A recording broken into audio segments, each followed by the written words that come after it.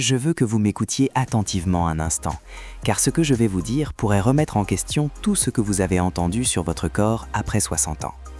Pendant des années, on vous a répété que le squat profond était dangereux, qu'il abîmait vos genoux et qu'il était interdit passé un certain âge. Ces messages créent la peur. La peur que vos genoux ne puissent plus se plier en toute sécurité. La peur que votre corps soit trop rigide ou trop fragile pour exécuter ce mouvement. Mais si cela était vrai, comment expliquer que dans de nombreuses régions du monde, vous verrez des grands-parents de 60, 80 ans s'asseoir dans un squat profond pour attendre le bus, cuisiner ou discuter avec leurs voisins, aussi confortablement qu'en position assise sur une chaise? Après plus de 25 ans de travail avec les seniors, je peux vous affirmer avec confiance que votre corps est bien plus capable que ce que l'on vous a fait croire. Le squat profond n'est pas un exploit spectaculaire. C'est une position naturelle que le corps humain utilise depuis des milliers d'années. La vie moderne l'a simplement supprimée de nos routines quotidiennes. Aujourd'hui, nous allons commencer à la réintroduire. Vous apprendrez pourquoi ce mouvement est important, pourquoi il n'est pas dangereux lorsqu'il est pratiqué correctement et comment retrouver force, mobilité et confiance dans votre corps, peu importe votre âge. Alors, prenez un siège solide, habillez-vous de manière à pouvoir bouger vos hanches et vos genoux librement et laissez-moi vous guider pas à pas. Avant de commencer, laissez un commentaire ci-dessous avec votre prénom et d'où vous regardez, car j'aime toujours savoir qui se joint à moi dans cette aventure. Beaucoup de personnes ont été conditionnées à craindre le squat profond. Lorsqu'un médecin ou un coach vous dit que cette position est dangereuse, ce n'est généralement pas parce que le mouvement lui-même est nocif, c'est parce que la plupart des gens ont perdu la mobilité et la force nécessaires pour le réaliser en toute sécurité. Et au lieu de vous apprendre à reconstruire cette capacité, il semble plus simple et plus sûr de vous dire d'éviter le mouvement. J'ai vu cela pendant des décennies en kinésithérapie. Une personne arrive à la clinique avec des hanches raides, des chevilles tendues et des genoux faibles. Le professionnel qui l'observe suppose que le mouvement est le problème, plutôt que le manque de pratique et de préparation. Alors le conseil devient « ne laissez jamais vos genoux avancer et ne vous asseyez jamais trop bas ». Mais ce n'est pas ainsi que le corps humain était conçu pour bouger. Dans la vie réelle, notamment dans le sport, avoir les genoux devant les orteils est tout à fait normal. Pensez au receveur de baseball qui se baisse derrière le marbre, au joueur de tennis qui bondit pour frapper une balle, au sprinter qui sort des blocs ou au skieur qui descend une pente raide. Dans chacun de ces mouvements, les genoux avancent largement devant les pieds. Ces athlètes ne se blessent pas parce qu'ils ont entraîné leurs muscles à supporter ces positions. Ce n'est pas dangereux, c'est la mécanique naturelle du corps humain. Ce qui rend le squat profond intimidant pour beaucoup d'adultes âgés, notamment aux États-Unis, n'est pas l'âge, c'est le manque de mobilité. Des décennies passées assises sur des chaises, dans des voitures ou des canapés, rendent les hanches et les chevilles raides, et le squat profond devient étranger. Quand quelque chose semble étranger, l'esprit transforme cette sensation en peur. La peur crée de la tension. La tension rend le mouvement plus difficile, et cette difficulté devient la preuve que le mouvement est dangereux. Mais la vérité est plus encourageante. Vous n'avez pas peur parce que le squat est mauvais. Vous avez peur parce que votre corps n'a pas bougé ainsi depuis longtemps. Et la seule façon de lever cette peur n'est pas d'éviter le mouvement, mais de reconstruire la force et la flexibilité qui le rendent sûr à nouveau. C'est exactement ce que nous allons faire aujourd'hui. Comprendre ce qui se passe dans votre corps. Lorsque vous descendez dans un squat profond, vos hanches se fléchissent pour rapprocher vos cuisses de votre torse. Vos chevilles se plient pour laisser vos genoux avancer et maintenir l'équilibre. Votre colonne vertébrale peut légèrement s'arrondir dans le bas du dos, ce qui est parfaitement normal et fait partie des mouvements humains depuis des millénaires. Rien de cela n'est dangereux lorsque vos muscles sont préparés. Ces mouvements expliquent pourquoi, dans certaines régions du monde, les gens utilisent le squat profond comme position de repos naturelle jusque dans leurs 70 et 80 ans. Pour eux, c'est un geste simple, car leurs hanches, chevilles et colonnes continuent à bouger dans ces amplitudes tout au long de leur vie. Exercice 1. Exploration des ischio-jambiers. Installez-vous devant un canapé ou une chaise solide et placez vos mains dessus pour l'équilibre. Faites un pas en arrière pour que vos pieds soient stables.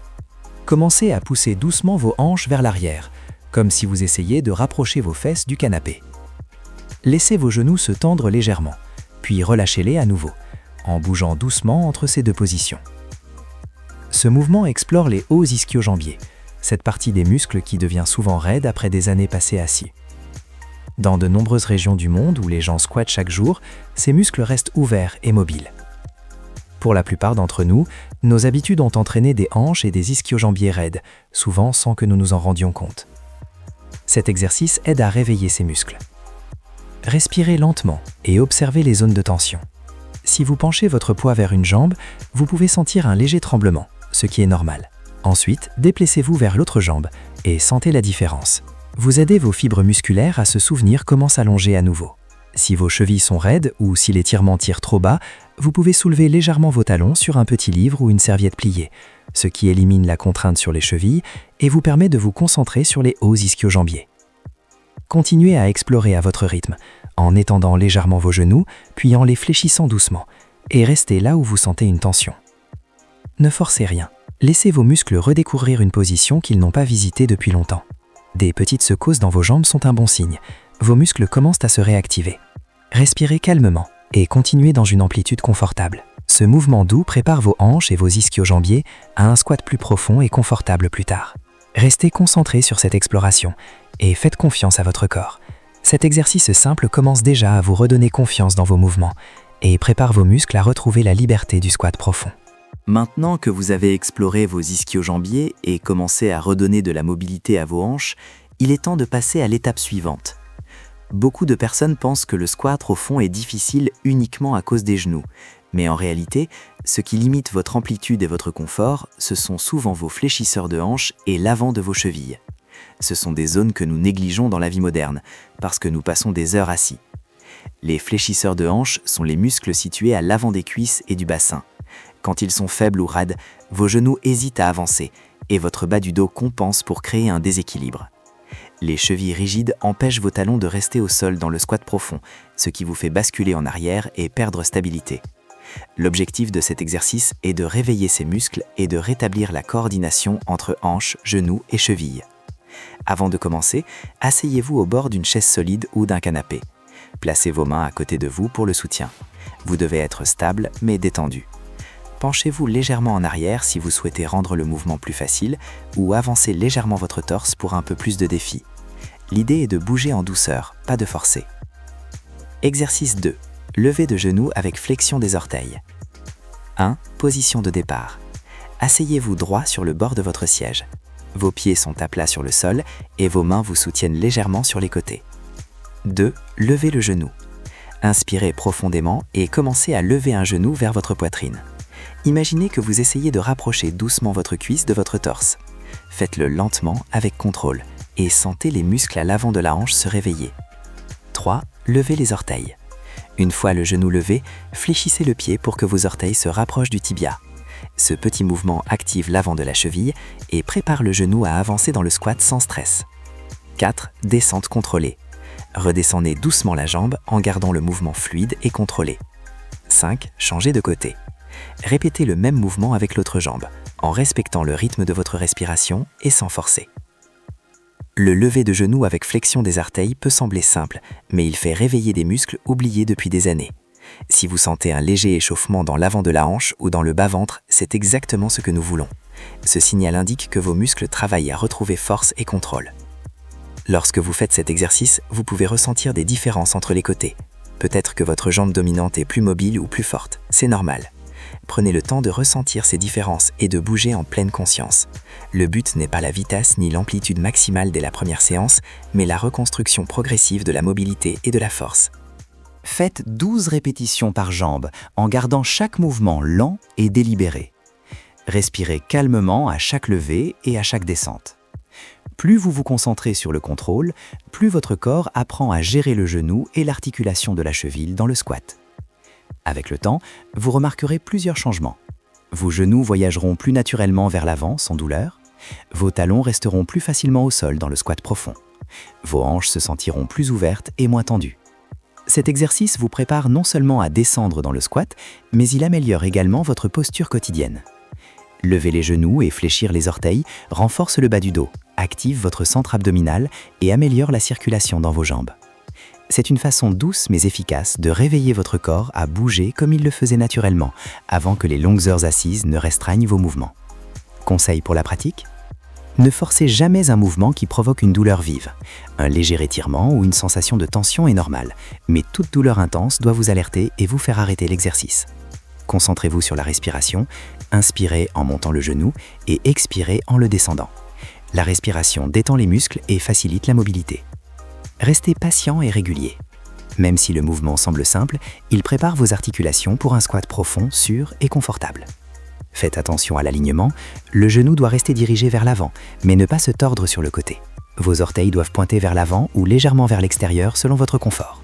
Après ces 12 répétitions de chaque côté, prenez un moment pour sentir la différence dans vos hanches et vos chevilles.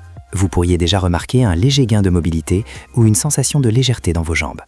Ces petites améliorations sont les fondations sur lesquelles nous allons construire le squat profond complet dans le prochain chapitre. Vous avez maintenant réveillé vos hanches et vos chevilles, et le chemin vers un squat profond sécurisé devient clair. Les muscles commencent à se souvenir de ce que le corps humain savait naturellement depuis des siècles. L'étape suivante sera de combiner cette mobilité avec la force nécessaire pour descendre dans le squat avec contrôle et stabilité, ce que nous ferons dans le chapitre 3. Plus importante de cette série, le squat profond avec support.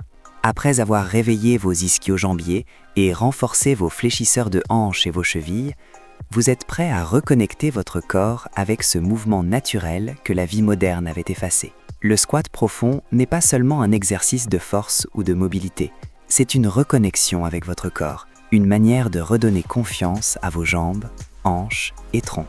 Beaucoup de personnes pensent que le squat profond est dangereux passé un certain âge, mais en réalité, ce qui rend ce mouvement intimidant pour beaucoup d'adultes, ce n'est pas l'âge, mais l'inactivité et la perte de pratique quotidienne. Dans de nombreuses cultures, les adultes restent capables de s'asseoir profondément jusqu'à un âge avancé, car ils n'ont jamais abandonné ce mouvement. Aujourd'hui, nous allons vous aider à reconstruire cette compétence, étape par étape, avec sécurité et contrôle. Comprendre le squat profond. Avant de commencer, il est important de comprendre ce qui se passe dans votre corps lorsque vous descendez dans un squat. Hanches, elles fléchissent pour permettre à vos cuisses de se rapprocher de votre torse. Une bonne mobilité des hanches est essentielle pour descendre sans compenser par le bas du dos. Genoux, ils avancent légèrement au-delà des orteils pour maintenir l'équilibre. Ce mouvement est naturel et sain lorsque les muscles autour du genou sont activés et préparés. Chevilles, elles se plient pour garder vos talons au sol. Si vos chevilles sont raides, vos talons peuvent se soulever temporairement. Avec le temps, ils resteront naturellement au sol. Tronc et colonne vertébrale. Le bas du dos peut légèrement s'arrondir, ce qui est normal et sûr si vos muscles abdominaux et dorsaux travaillent en harmonie. Le squat profond est donc une coordination de mobilité, force et équilibre. Les exercices précédents ont réveillé et renforcé les zones critiques pour que ce mouvement redevienne sûr et naturel. Exercice 3. Squat profond assisté. 1. Préparation. Placez-vous face à une chaise solide ou un canapé et posez vos mains sur la coudoir ou le dossier. Écartez légèrement les pieds, pointant légèrement vers l'extérieur selon votre confort. Respirez profondément et sentez vos jambes activer les muscles. 2. Descente contrôlée. Pliez lentement les genoux et laissez vos hanches descendre vers le sol, comme un ascenseur. Allez aussi bas que vous pouvez tout en gardant l'équilibre. Le mouvement doit être lent et fluide, jamais brusque. 3. Position basse. Une fois en bas, restez quelques secondes dans la position la plus confortable.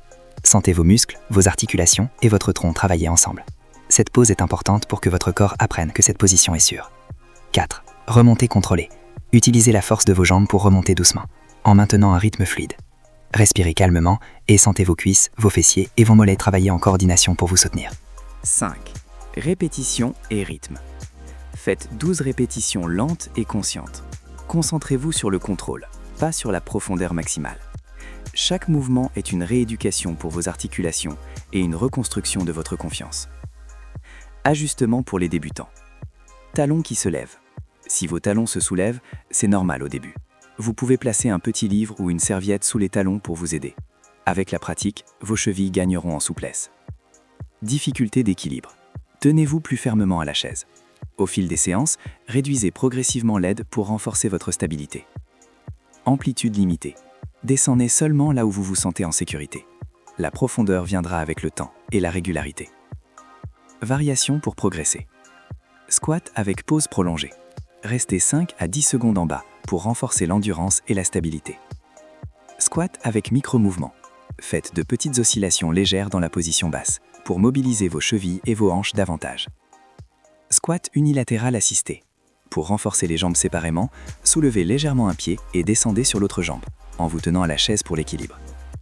Bienfaits supplémentaires. En pratiquant ce squat assisté, vous bénéficierez de nombreux avantages. Force globale des jambes. Quadriceps, fessiers, ischio-jambiers et mollets sont activés en coordination. Amélioration de la mobilité. Vos hanches et chevilles deviennent plus souples, réduisant la tension et la rigidité. Équilibre et prévention des chutes. Le squat renforce les muscles stabilisateurs et améliore la confiance dans vos mouvements quotidiens. Santé des articulations. Le mouvement actif nourrit le cartilage et améliore la lubrification des articulations, réduisant l'inconfort. Connexion corps-esprit. Vous apprenez à écouter votre corps, à respecter ses limites et à bouger avec fluidité. Conseil pour une pratique sécurisée. Respirez profondément et régulièrement. Inspirez en descendant, expirez en remontant. Allez à votre rythme. La qualité du mouvement est plus importante que la vitesse ou la profondeur. Soyez attentif aux douleurs. Un léger étirement est normal, mais une douleur aiguë est un signal pour arrêter et consulter un professionnel. Faites attention à votre posture. Genoux alignés avec les orteils, tronc engagé, dos stable. Encouragement pour la pratique quotidienne. Chaque répétition renforce non seulement vos jambes, mais reconnecte votre corps à un mouvement naturel que vous aviez oublié. Même si vous ne descendez pas très bas au début, vos muscles et articulations apprennent à travailler ensemble. La régularité est la clé. Quelques minutes par jour suffisent pour constater des progrès rapides. Avec cette pratique, vous commencerez à remarquer que le squat devient moins intimidant. Vos mouvements quotidiens, comme vous lever d'une chaise ou sortir d'une voiture, deviennent plus faciles et plus sûrs. Votre équilibre et votre posture s'améliorent de jour en jour. En continuant ces exercices, vous restaurez progressivement votre squat naturel, votre confiance corporelle et la force fonctionnelle nécessaire pour la vie quotidienne.